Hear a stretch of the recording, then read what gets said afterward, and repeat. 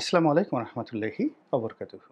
সম্মানিত দর্শক, আজকে যে বিষয়টি নিয়ে আলোচনা করব, এর কোনো কার্যকারণ বা এর কোনো বিষয়বস্তুর সঙ্গে বর্তমান ইউনূস সরকারের কোনো সম্পর্ক নেই। আমি এই কথাগুলো সাধারণ বিষয় নিয়ে আলোচনা করব।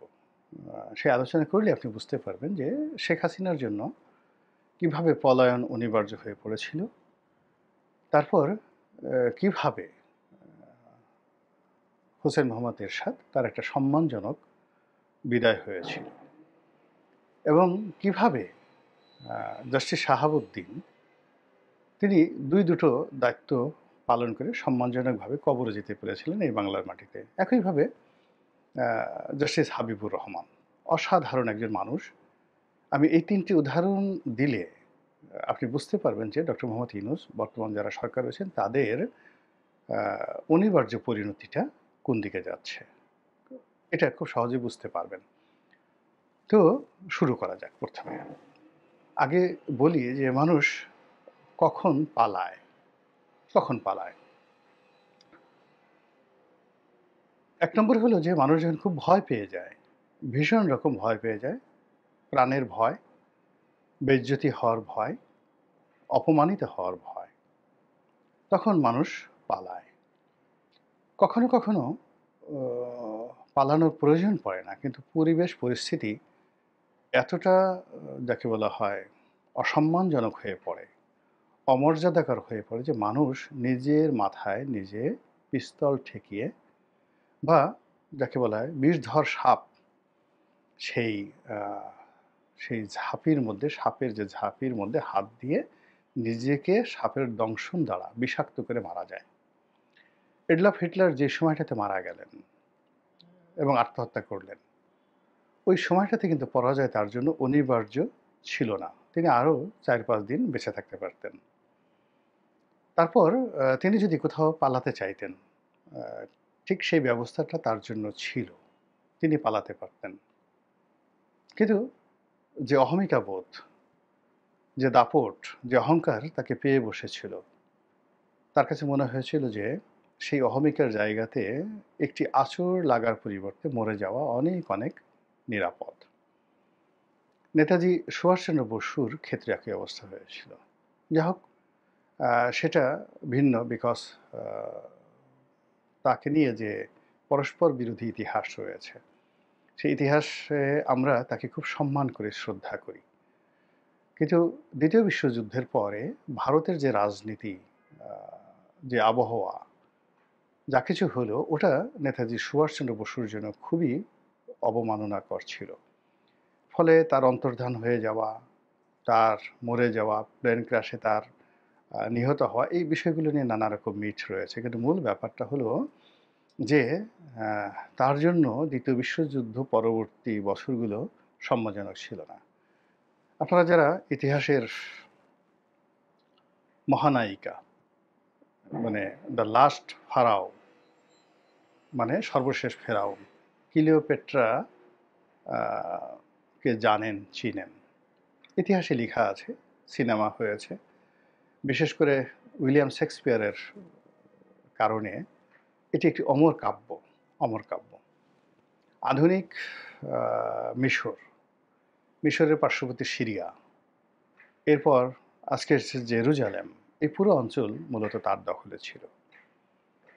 তিনি নামমাত্র আনুগত্য দেখাতেন রোমান সাম্রাজ্যের। কিন্তু প্রায় ৩৫০ বছর বা ৩০০ বছর ধরে ৩৫০ বছর ধরে তিনি এবং তার পরিবার, যেটিকে টলেমি পরিবার বলা হতো, তারা সেই ইউরোপে রক্ত ধারণ করে যে ডাইনেস্টিটা গড়ে তুলেছিলেন মিশরে, এবং সেই ডাইনেস্টির মধ্যে সবচাইতে আকর্ষণীয়, সবচেয়ে সুশাসক এবং সবচেয়ে গ্লোরিয়াস আ মানে যাকে বলে কুইন বা কিং বা এম্পারার, এই পদগুলোতে আসলে কোনো লিঙ্গান্তর হয় না।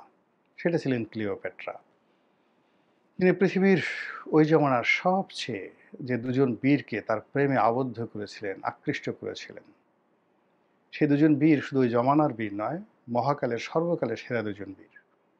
একজন হলেন জুলিয়াস সিজার আর দ্বিতীয় জন হলেন মার্ক অ্যান্টোনিও, তার বন্ধু। অর্থাৎ জুলিয়াস সিজারের মৃত্যুর পর তিনি মার্ক অ্যান্টোনিওকে বিয়ে করলেন।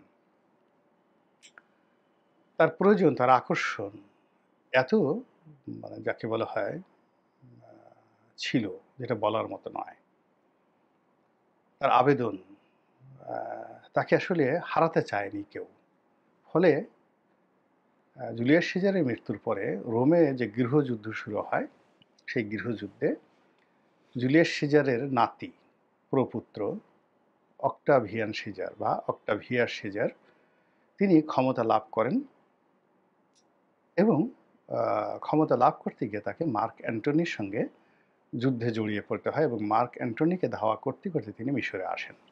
মার্ক অ্যান্টনি মারা যায় এবং যেহেতু মার্ক অ্যান্টনির সঙ্গে ক্লিওপেট্রার প্রেম ছিল, বিয়ে ছিল, ক্লিওপেট্রাও এখানে তার ভিতরে একটা আতঙ্ক ঢুকে যায়, ভয় ঢুকে যায় যে তিনি যখন জুলিয়াস সিজারের স্ত্রী হিসাবে রোমে গিয়েছিলেন, সমস্ত রোম তছনছ হয়ে গিয়েছিল। সে কি বিশাল জাঁকজমক! একজন মহারানীকে সমস্ত রোমবাসী তাকে অভ্যর্থনা জানিয়েছিল সম্রাজ্ঞী রূপে। তিনি ভয় পেলেন যে তাকে যদি অ্যারেস্ট করে, বন্দি করে শিকল পরিয়ে সেই রোমে নিয়ে যাওয়া হয়, এসে তার মৃত্যু খুব ভালো। তো অক্টাভিয়ান সিজার তিনি আসলেন এবং তার দাদি তাকে তিনি বললেন যে আপনার কোনো ভয়ের কারণ নেই, আপনি শুধু আনুগত্য প্রকাশ করেন, বাকিটা আমি দেখছি। তো তিনি সেই অক্টাভিয়ান সিজারকে বললেন যে আমাকে একটু সময় দাও, খুব অল্প একটু চিন্তা করার সময় দাও, এতটুকু আমি তোমার কাছ থেকে পেতে পারি না? তো উনি বললেন যে হ্যাঁ শিওর, পেতে পারেন। অক্টাভিয়ান সিজার বাইরে গেল, তার মানসিক প্রস্তুতি ছিল মানে ক্লিওপেট্রার। তিনি আগে একটা বিষধর সাপ এনে রেখেছিলেন এবং সেই সাপের দংশন খেয়ে তিনি মৃত্যুকূলে ঢলে পড়লেন জাস্ট উইদিন 5 to 10 মিনিটসের মধ্যে। তো এই হলো মানুষের পলায়নের কারণ। অসম্মানের জন্য মানুষ পলায়, জীবনের জন্য মানুষ পালায়, আবার কখনো কখনো সম্মান বাঁচাতে গিয়ে আত্মহত্যা করে। কিন্তু জীবন বাঁচানোর জন্য কিন্তু কেউ আত্মহত্যা করে না। জীবন বাঁচানোর জন্য মানুষ সাধারণত পালায়, কিন্তু সম্মান বাঁচানোর জন্য মানুষ আত্মহত্যা করে।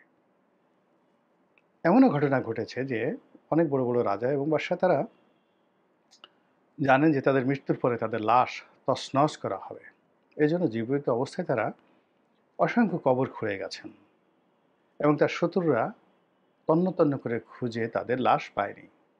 যেভাবে চেঙ্গিস খান তার লাশ লুকিয়ে রেখেছেন, হালাকু খান, মঙ্গু খান, কুবলাই খান।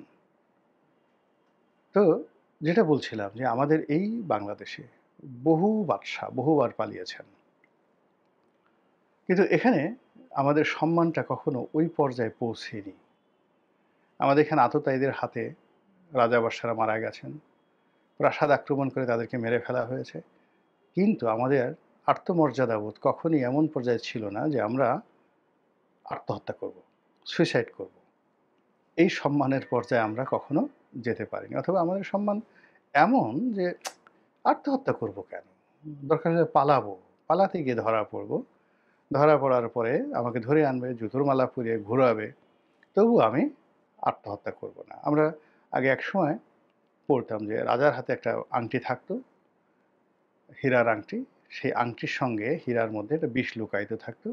রাজা যদি দেখতেন যে বিব্রতকর অবস্থা, তখন তিনি সেই আং মানে আংটি সেটা একটু লেহন করলে বা চোষণ করলে অমনি তিনি বিষ আক্রান্ত হতেন এবং মারা যেতেন। কিন্তু এই কাহিনী রানীদের ক্ষেত্রে এটা প্রযোজ্য। রাজপুত রানীরা সেই একসাথে আগুনে ঝাঁপিয়ে পড়ে মারা যেতেন সম্মান বাঁচানোর জন্য। কিন্তু আমাদের দেশে এটা ঘটে নাই কখনো। আমাদের দেশে দিদারসে রাজপ্রাসাদ আক্রমণ হয়েছে, রাজপরিবারের সব সদস্য দাসী হয়ে গেছেন, বন্দী হয়েছেন, নতুন রাজার গলায় মালা পরিয়েছেন, তার সঙ্গে বাসর সাজিয়েছেন, কিন্তু আত্মহত্যা করেছেন এরকম ঘটনা আমি দেখিনি। আর রাজাদের কথা তো বললামই, প্রশ্নই আসে না। ফাঁসিতে লটকাবেন, তাদেরকে পেটের মধ্যে চাকু ঢুকিয়ে মেরে ফেলা হবে, কিন্তু আত্মহত্যা আমাদের দেশে হয়নি, এরকম ঘটনা ঘটেনি। তো এনিওয়ে, পালানোর যে মূল কারণ সেটা হলো মানুষ পালায় জীবনের ভয়ে, এবং তারাই পালায় যারা জীবনকে খুব বেশি ভালোবাসে। এক আরেকটা কারণে মানুষ পালায়। সেটা হলো সে বেঁচে থাকতে চায় এবং ফিরে আসতে চায়। তার একটা বিশ্বাস সে রবার্ট ব্রুসের মতো আবার ফিরে আসবে। আবার যুদ্ধ করবে, আবার জয়লাভ করবে। এবং এটার একটা উজ্জ্বল দৃষ্টান্ত হলো ইতিবাচক অর্থে শেরশাহ। মানে তিনি জীবনে যতবার পালিয়েছেন, যতবার পশ্চাদপসরণ করেছেন এবং প্রতিবারই তিনি ফিরে এসেছেন অধিকতর শক্তিমত্তা নিয়ে। এবং মাত্র ৫ বছর সময়ের মধ্যে পুরো ভারতবর্ষে তিনি যে অতি উত্তম শাসন ব্যবস্থা তিনি কায়েম করে গেছেন, মানবজাতির ইতিহাসে এরকম মানে কোনো কৌশলী বাদশাহ, সম্রাট দ্বিতীয় জন খুঁজে পাওয়া যাবে না শেরশাহের মতো।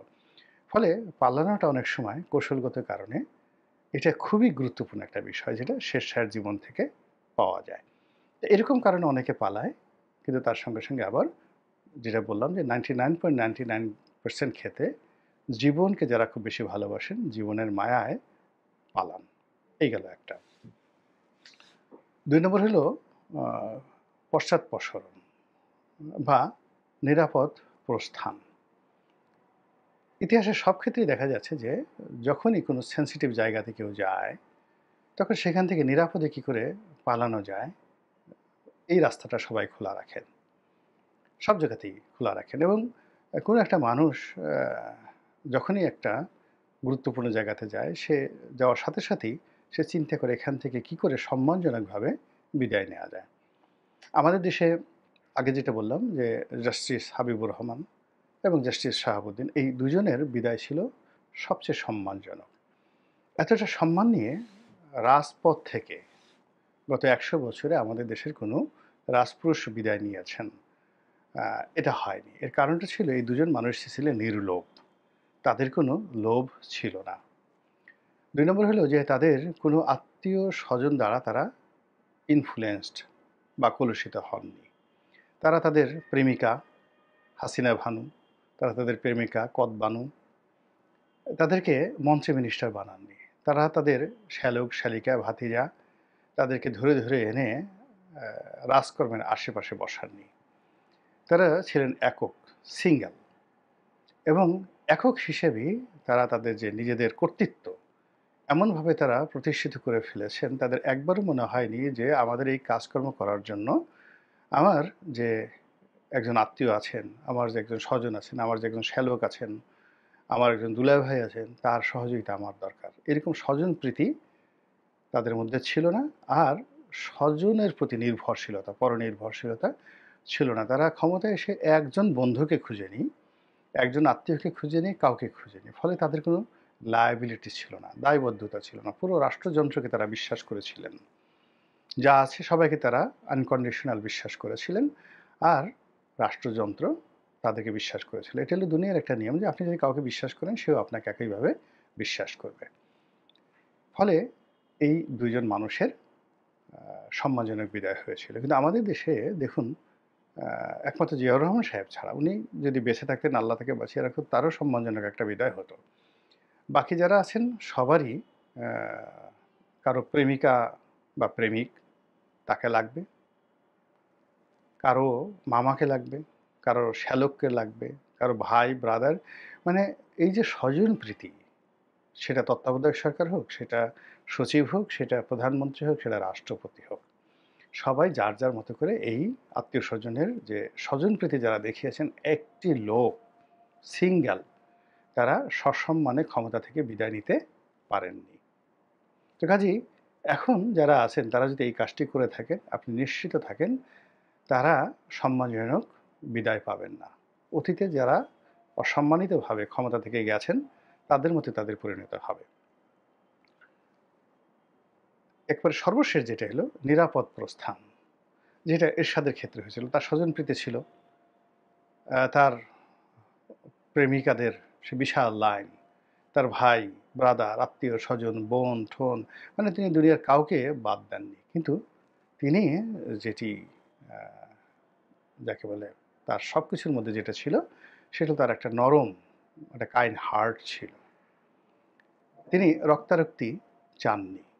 আর তিনি তার সীমিত সামর্থ্যের মধ্যে জ্ঞানী, গুণী, ভালো মানুষের সমাবেশ ঘটিয়েছিলেন। ফলে তাকে পরামর্শ দেওয়ার মতো ওই যুগের, তার যুগের সবচেয়ে সেরা মানুষগুলো মানে তার আশেপাশে ছিলেন। কবি বলেন, সাহিত্যিক বলেন, সাংবাদিক বলেন, বাংলাদেশের শ্রেষ্ঠতম যে গ্রুপগুলো আছে তারা তার আশেপাশে ছিল। ফলে তার মস্তিষ্ক সবসময় যে তার রিপু মানে তার যে রিপু নফস এটা তাকে হয়তো জেনা, ব্যভিচার, অর্থবিত্ত, দুর্নীতির দিকে টানতো। কিন্তু তার যে সঙ্গী সাথী তারা সবসময় তাকে ভালো কাজের দিকে টানতো, ভালো কাজের দিকে টানতো। ফলে কি হলো তার অনেক লোক তার পতন হয়েছে কিন্তু তার সঙ্গে যারা কোলাবোরেটর ছিলেন এরকম কারোর বিরুদ্ধে কিন্তু দুর্নীতির অভিযোগ আসেনি। এরকম কারো বিরুদ্ধে অনিয়মের অভিযোগ আসেনি। তারা রাজকর্মকে ভালোবেসেছেন, রাজার কাছে, কাছে থাকার চেষ্টা করেছেন কিন্তু ২ নম্বরি কাজ করেনি। ফলে এই মানুষগুলো এরশাদের যে ক্রাইসিস টাইমগুলোতে তাকে সুপরামর্শ দিয়েছিল রক্তপাত এড়ানোর জন্য। ফলে একেবারে সবার শেষে যখন তার প্রস্থানের সময় এলো, তখন তিনি রক্তপাত এড়িয়ে ক্ষমতা হস্তান্তর করে সেফ এক্সিট নিতে পেরেছিলেন। কিন্তু তার সেই সেফ এক্সিটকে বিএনপি আসলে সম্মান করেনি। যেভাবে কথা হয়েছিল সে কথা রাখেনি। বিএনপি প্রতিহিংসা দেখিয়েছে। তার ফলে এরশাদের দুর্ভোগ হয়েছে কিন্তু এরশাদের ক্ষতি হয়নি। আল্টিমেটলি বিএনপির ক্ষতি হয়েছে রাজনীতিতে। তো সেই দিক থেকে আপনি যদি অতীতের এই যে কাহিনীগুলো বললাম, সেই কাহিনীর সাথে, সাথে ইতিহাসের কাহিনীগুলো বললাম, এগুলোর সঙ্গে যদি বর্তমান সরকারের যে আ আচার-আচরণ, চাল, চরিত্র, কর্মকাণ্ড ইত্যাদি বিচার করেন, বিশ্লেষণ করেন, তাহলে খুব সহজে বুঝতে পারবেন যে তাদের জন্য আসলে আগামীতে কী পরিণতি অপেক্ষা করছে। আল্লাহ আমাদের সবাইকে হেদায়েত দান করুন এবং হেফাজত করুন। আসসালামু আলাইকুম ওয়া রাহমাতুল্লাহি ওয়া বারাকাতুহু।